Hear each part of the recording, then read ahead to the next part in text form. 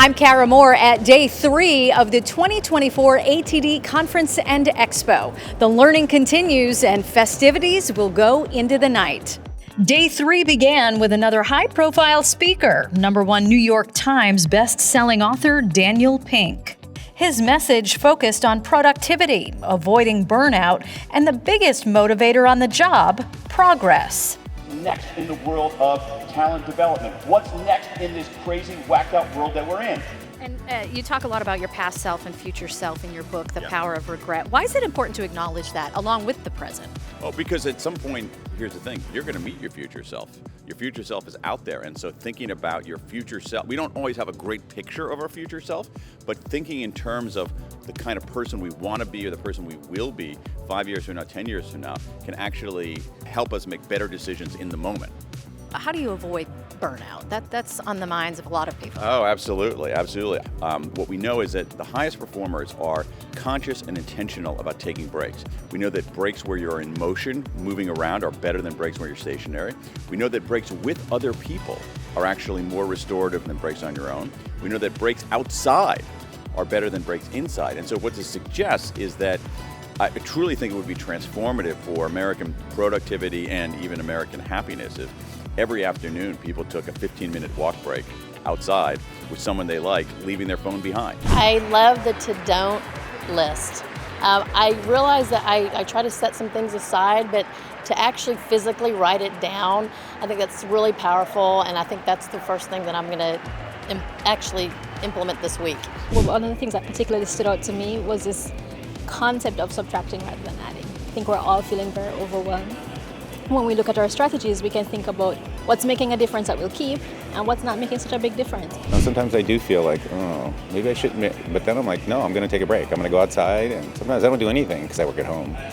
I just stare like I'm on the front porch, or I talk to my dogs or something like that.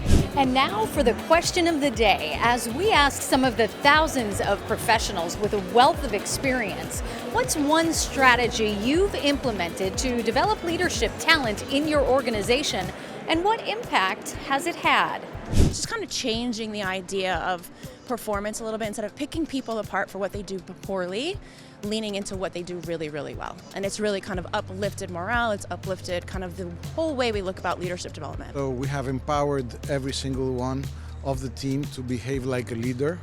I think this had the impact of forging tighter relations between the team. So we started with developing soft skills, and then we complemented that program with the hard skills, and now we're doing follow-up coaching. When you have this psychological safety environment, you can foster innovation, collaboration, other many things that are important. So for me, the first very step is to ensure that you have psychological safety in the environment.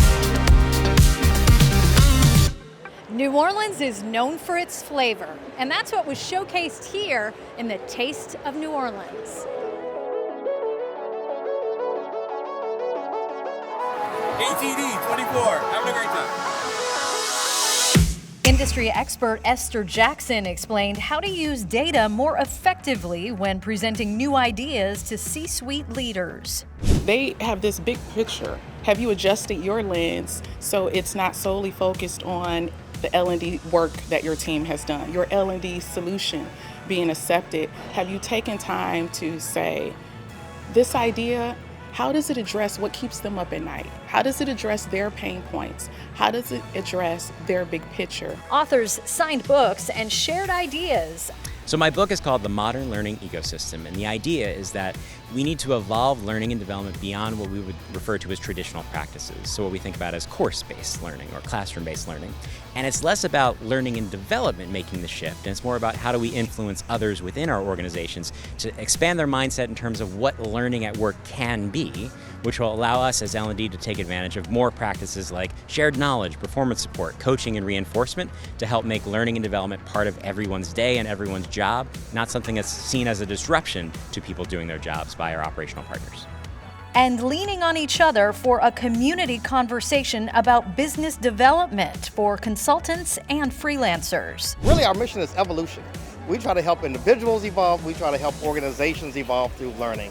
And so I love being surrounded by my other colleagues that are doing that same thing. The main takeaway is a lot of the stuff we're learning here seems so obvious, but we overlook it every day. So it's such a great reminder to just remember the little things and to slow down a little bit. Actually have the choice of what you want to learn, what you are focusing on when you go back to your organization, and what are your personal aspirations. If you want to be a good learning professional or a talent development professional, this is a must-have. There has been a lot of business at ATD, and tonight it's time to have some fun. The Mardi Gras party offered a legendary celebration with live music, cocktails, and authentic flavors. Now the final day of ATD24 is upon us with another celebrity appearance with an inspiring message to share, Venus Williams. From the Mardi Gras Networking Night, I'm Kara Moore for ATD.